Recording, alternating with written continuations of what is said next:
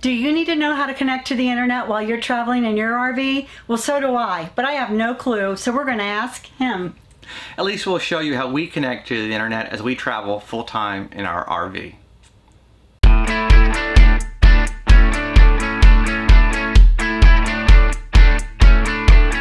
Before we get into the configuration that we use to connect to the internet, please just be aware I'm not an internet professional. Everything I'm getting ready to tell you is just from the research that I did, but it does work for us. And there's no right or wrong answer to this. Everybody's different, everybody has different needs. This just happens to work for us.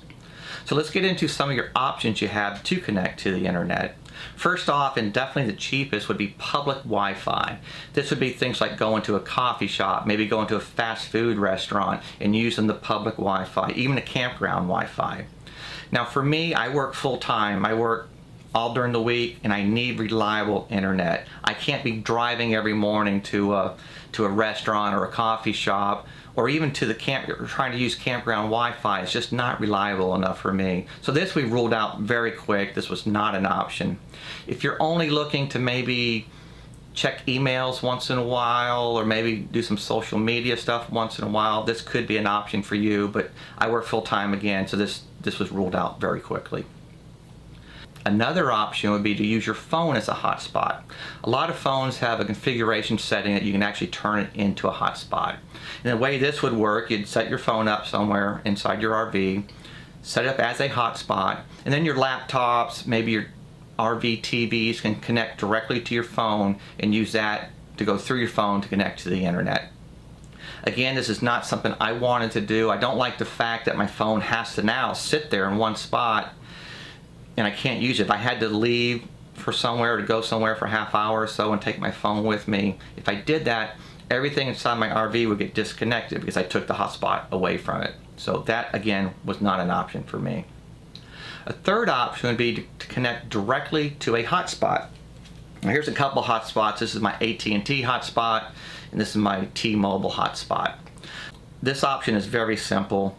You turn on your hotspot, make sure you have a good signal, and connect directly to your hotspot. So now your laptop, your tablets, your TVs inside your RV, they can all connect directly to this hotspot. And there's nothing wrong with this at all. It actually works very well. The thing I don't like about this, though, is if you think about this, let's just assume I'm in Georgia right now using my AT&T hotspot. Everything internal here, everything internal to my RV is connected to that hotspot. It's fine, it works great. Now let's say we move and go to Tennessee next week, but now I have to use my T-Mobile hotspot. What happens to everything that's connected to my AT&T hotspot? They have to be reconfigured now to connect to the T-Mobile hotspot. So it's just kind of a pain. I really didn't want to have to do that every time we moved. I wanted something a little bit simpler. Another option you have is to use satellite. I did look into satellite and I kind of ruled that out pretty quick. It's very expensive to get set up. You have to have line of sight, so I'm assuming if you're underneath a tree, maybe even heavy cloud cover or overcast, you may have some signal interruptions. But for me personally, just the cost of getting it set up, I ruled that out pretty quickly. Now the fourth option, this is the option that we use, is we connect to a mobile router. Now these mobile routers are a little bit different than a router you may have in your house. A mobile router can also connect to a Wi-Fi signal, so it gives you an added benefit. Now one of the benefits of the mobile router, again, being able to connect to a Wi-Fi signal, maybe like a campground Wi-Fi, all my devices now connect directly to my router. So all my devices, they only know about the router. They do not know what hotspot my router is using. So I can change my router, I could reconfigure my router to point to my AT&T hotspot. I could have it point to my T-Mobile hotspot or even my Verizon hotspot. All behind the scenes, my laptop, my RV TVs, other tablets, nobody knows the difference. They all stay connected straight to the router. There's no reconfigurations going on when we move down the road. So this is the option we took. Again, this works for us. Everybody's different. There's no right or wrong answer to this. So that's the approach that we're taking. We're using a mobile router to connect to our hotspots. We do have some external antennas if they're needed as well, and I'll show you all this in just a minute. Now that we've determined that we want to use a mobile router and hotspots to connect to the internet, let's go through some of the equipment that we have to make this possible. We have 3 separate data plans: Verizon, T-Mobile, and AT&T. This is my Verizon hotspot. It is a MiFi 8800L. There's multiple hotspots you can use with Verizon, but you do have to be aware they only use certain ones. So you can't just go and buy any hotspot and expect it to work on Verizon. You have to look and make sure you get the correct hotspot. Now the reason why we chose this one, if you look on the bottom, it has external antenna ports. So this allows us to connect an external antenna to my hotspot if we need to. If we have maybe a bad signal or a weak signal, we can try one of our external antennas and hopefully get a better signal. Another hotspot we have, this is our hotspot for AT&T. It's an MR1100. And just like Verizon, AT&T works with certain hotspots, so you have to make sure you have the correct hotspot. And the reason why we chose this one, again, on the bottom here, it has ports for an external antenna. To me, that was a very important option. And our third hotspot is our T-Mobile hotspot. It looks identical to the Verizon. It's a slightly different model number. This is a MiFi 8000. Again, the reason we chose this, external antenna ports. That was very, very important for us. I really wanted the ability to connect an external antenna if I needed to. Now probably the hub of our whole setup is our Wi-Fi Ranger router. This is a Spruce router. What I like about it, being a mobile router, it allows you to connect to a campground Wi-Fi if needed. Most campground Wi-Fi is just not really worth it. Once in a while you will get lucky, and maybe if you want to save a little bit of data on your data plans, maybe use it on the weekends for some emails and things like that, or social media kind of stuff. But again, this is our Wi-Fi Ranger router. We can connect a hotspot to this. This also via USB. It also keeps the hotspot powered up or charges the battery. So I can actually plug my hotspot into this and not worry about it for a couple weeks. It will never die on me. You can also hardwire laptops and tablets to the back of this. We personally don't, because our laptops are constantly moving around, so our laptops connect directly to the router via Wi-Fi. We also have some external antennas that we use occasionally. This is just a little Netgear MIMO antenna. It's about $35 if I remember correctly. This is something if I have a decent enough signal, maybe it's a little bit slow, I may just try to throw this, stick it up on the window and connect my router to this. Hopefully boost the signal a little bit, maybe get a little bit more speed out of it. Again, it doesn't always work. Sometimes it can actually slow things down, but it gives me one more option. If that doesn't work, I have this antenna, and I'll never be able to pronounce the name of it. It's pointing. Basically, this antenna is a omnidirectional antenna. So this antenna I can use, actually put it up on top of the roof of our RV, and it looks for signals all the way around, 360 degrees. This I will use occasionally. If I have a weak signal, maybe my little window antenna didn't work, maybe I'll throw this up and hopefully get a little bit better signal. There's a couple other options to do this. Some people will actually take their hotspot and move from window to window, maybe face north, face south, east and west, try to get the best signal. Me personally, I just thought it was easier just to take this antenna. I have a suction cup, I stick it to the side of the RV, the antenna's up above the roof of the RV, and I just connect my hotspot to that. So instead of going around all the way around the RV, I just stick this on and use it from there. The last option I have, this is an XPOL 600 megahertz directional antenna. Now what that means is, if I'm really hurting for a signal, what this directional antenna does is it takes a little bit of getting used to, but what you're trying to do is you're trying to find a cell tower, and you're trying to point at that cell tower. All the power of this is one direction, pointing to one cell tower. Again, this is really for me a worst case scenario. I don't want to get to this point. If I had to, it is another option.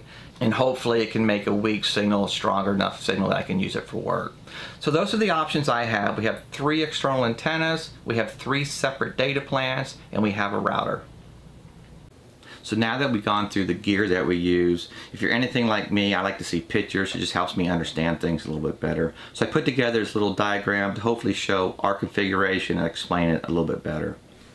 On the left-hand side of the diagram, we have our devices. These are things like laptops, smartphones, TVs, pretty much any device that needs to connect to the internet. In our diagram, we show these devices connecting straight to our mobile router. And this is really what I like about this setup. My mobile router, we can change hotspots. If we change locations, we have to use a different hotspot for some reason. Our devices don't know anything about that. They don't have to get reconfigured again. They still stay connected to the router. So if you've done this in the past, you know sometimes you have to maybe go to your TV, you have to set up a network connection, put in a password and all that kind of stuff. You don't have to do that like this. You do it the one time, connect to your mobile router, and it's done. That's what's really nice about this configuration. Now just to the right of our router are our hotspots and even campground Wi-Fi, or could be public Wi-Fi. Typically we don't use the campground Wi-Fi just because we find that it's not normally that reliable. However, on the weekends we may use it if we're just doing checking emails or messing around on the internet. It might be good enough for something like that, but for me, for working during the week, I don't even think about using it at all. I need something extremely reliable. And that's where we come in with a hotspot. So we have 3 separate hotspots, 3 separate carriers, 3 separate data plans. If by chance hotspot 1 doesn't work in a location, I have 2 more as backups to try, and so on and so on. So if we go from point A to point B, I may have to use a different hotspot. And this is kind of, it's redundancy. I have to work during the week. I need reliable internet, so that's why we do have 3 separate hotspots. Now these hotspots, they can connect to some optional antennas, and these are antennas that we looked at a little bit earlier. So kind of what we would do in a situation if we get to a new location, I would set up all 3 of my hotspots, find out which one has the best signal, and that's probably where I would start. I would take the hotspot with the best signal. If by chance it's still not quite what I really need, then I may go into the Netgear MIMO antenna, and that's the little one that sticks to the window. I would see if that helps out a little bit. If that still doesn't quite work out, then I would use my omnidirectional antenna, and that's the antenna that sticks to the outside of the RV. It's the long skinny antenna, and that looks out 360 degrees for signals. Hopefully that would boost it, or I'd get better speeds with that. If that doesn't work, then I might start looking at my directional antenna. If all else fails, I may have to switch over to another hotspot and with the antennas and start the process all over again. That hasn't happened yet, but that is definitely an option. So this is our configuration. It works for us. Again, there's no right or wrong. You may want to connect straight to a hotspot. You may want to connect straight to your phone. Use your phone as a hotspot. This just happens to work for us. Now that we've seen how we configure our equipment, I want to show you another little diagram that I put together, or a chart really, to hopefully show you the process that we take when we get to a new location, and just to show it's not quite as simple as it seems sometimes. So on this chart, our top few columns here is our Verizon hotspot, and you can see then we have AT&T and T-Mobile. Now the chart also shows, if you can see, we have no external antenna. So these are some speed tests that I did without an external antenna. Then we use our Netgear MIMO antenna, our omnidirectional antenna, and our directional antenna. Now I wouldn't do this chart every time I go to a new location. I just put together to show you some numbers. You could actually pause the video if you want and look at these numbers closely, and you'll see that it's not quite as simple as it seems sometimes. So normally the process that we would take when we get to a new location, I would take all 3 of my hotspots, probably stick them up in a window, turn them all on, and I would use my phone to connect to each hotspot one at a time. I would connect to hotspot, let's say AT&T, run some speed test on it, see how the speeds are. If they're good enough for working, I would stop right there. There's no need to continue. If it's not quite what I want, then I would take my phone, connect to a different hotspot, run some speed test again, and see if those are a little bit better. And I would do this for, you know, if those aren't quite good enough, then I have to go to my third hotspot and check those as well. Now hopefully by this time I have something that's decent.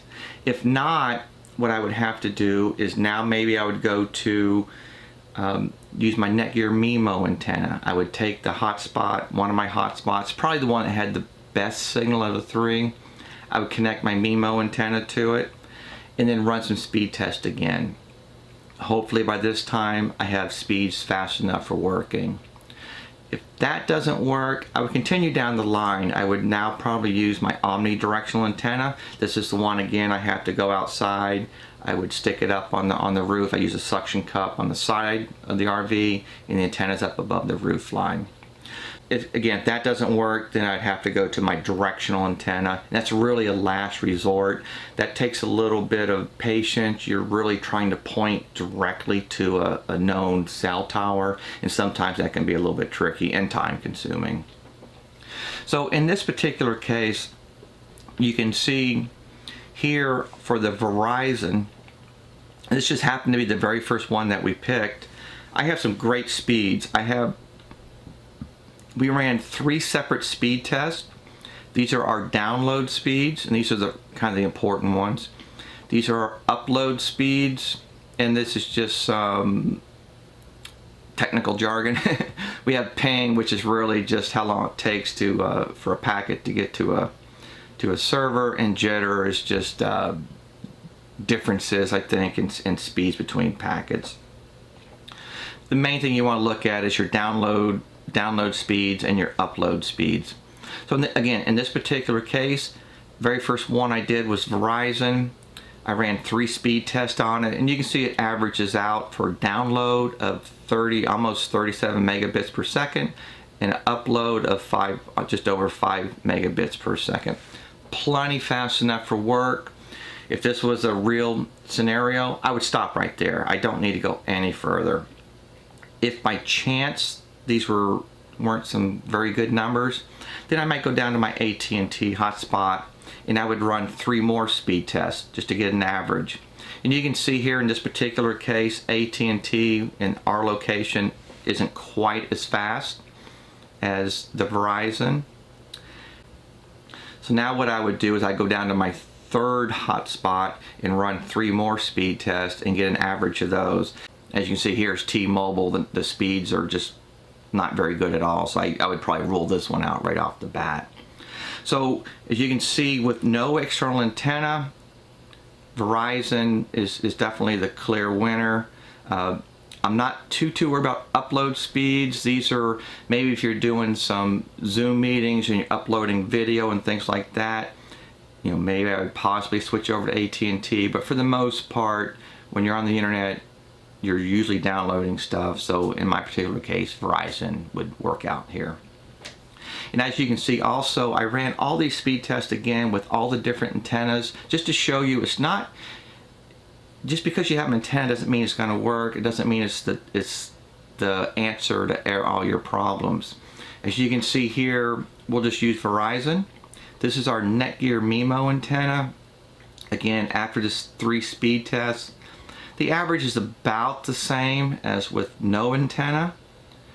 This is our omnidirectional. Again, about the same. Maybe our upload's a little bit weaker.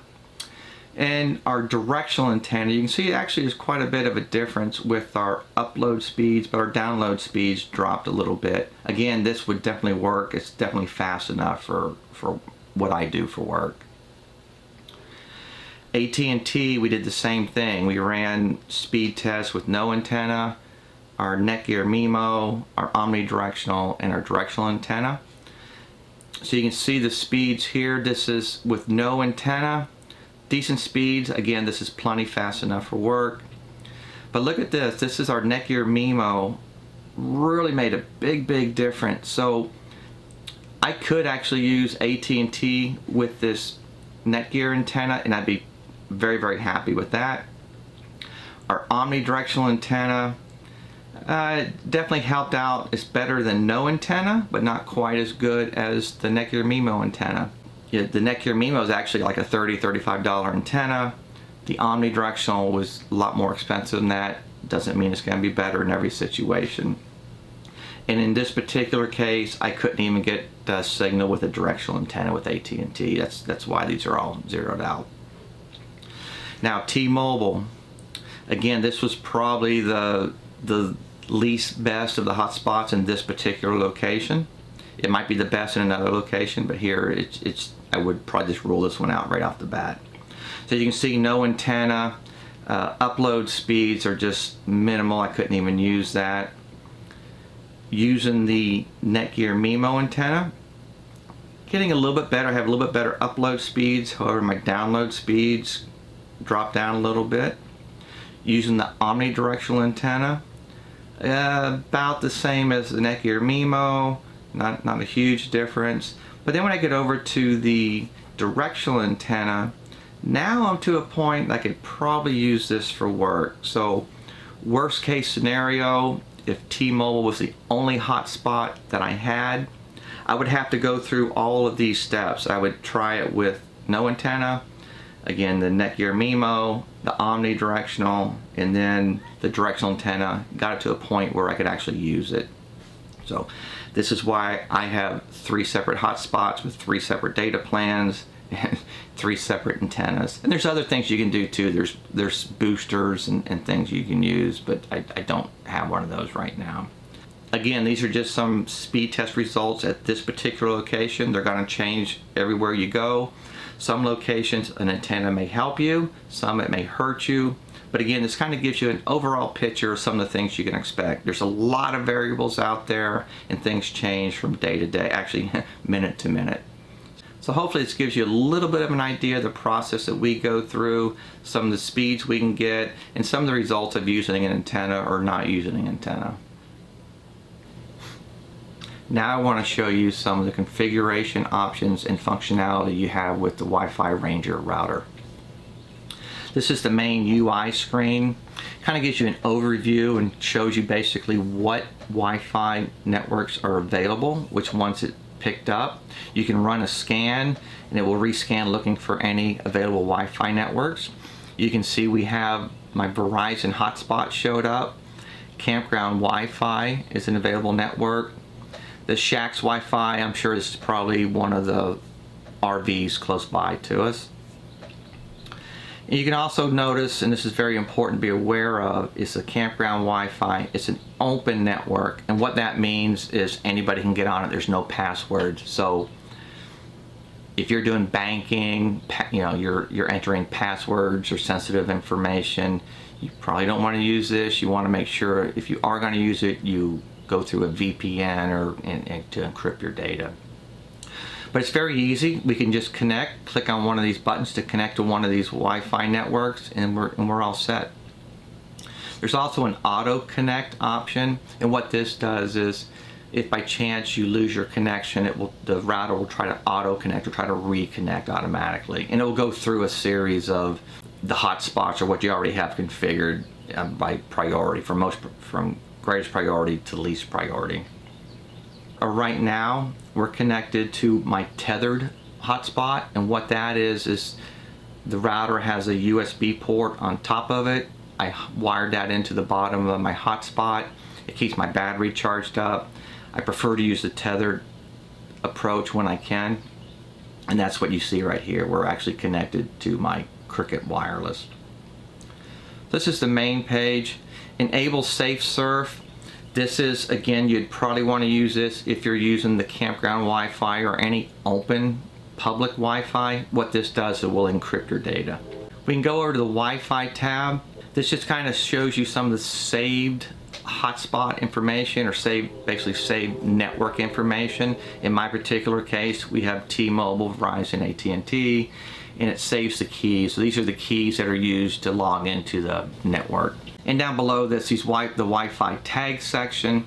These are just, you're setting up your priorities. So T-Mobile's my top priority, or Verizon would be my second priority, AT&T would be the third priority, and of course campground Wi-Fi would be last. And this comes into play when you're doing the auto auto reconnect.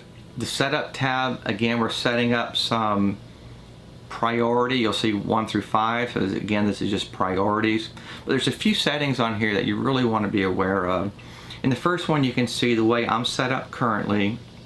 I'm using this multi-WAN option. You can tell that I have my Cricket and my Verizon, and these are both selected. Now what that does, and I'll come down here and show you, I'm in hot standby mode. And what that is if my first hotspot were to fail for any reason, the router would automatically switch over to my second hotspot. This way I don't lose any connectivity. This is very important if you're in a meeting, maybe you're presenting a meeting and you can't drop off the internet. This is how I would set up, and this is how I'd set up my router as a hot standby.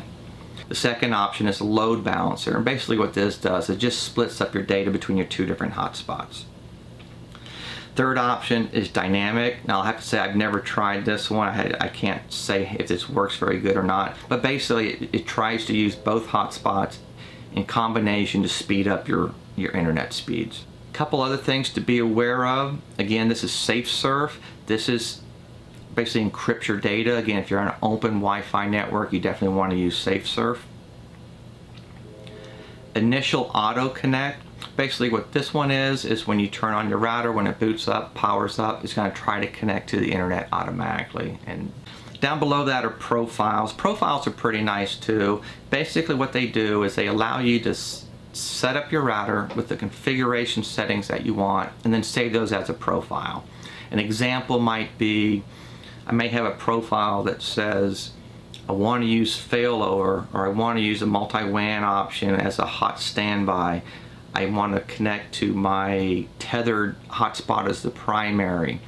Things like that. Any of these configuration settings can be saved as a profile. I may have another profile for I want to use free Wi-Fi whenever possible. So set it up to use any free Wi-Fi that we can find, set up safe surf, and worst case scenario then switch over to a hotspot if there's no free Wi-Fi. So these are just some different options for profile, but they are pretty nice to be aware of.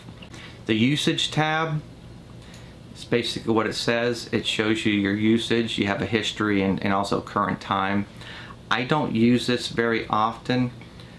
I may use it if I notice on one particular day I used a whole lot of data that I really didn't expect. I may go back to this tab, try to find out when that data was being used, and then try to jog my memory to realize, oh yeah, I uploaded a large file, or oh yes, I did this, or I watched a movie, something like that. So that's really about the only time I'll use the usage tab. The advanced tab, for the most part, you're not going to need to use this. I just have all the default settings, but this gets into a lot more technical configurations.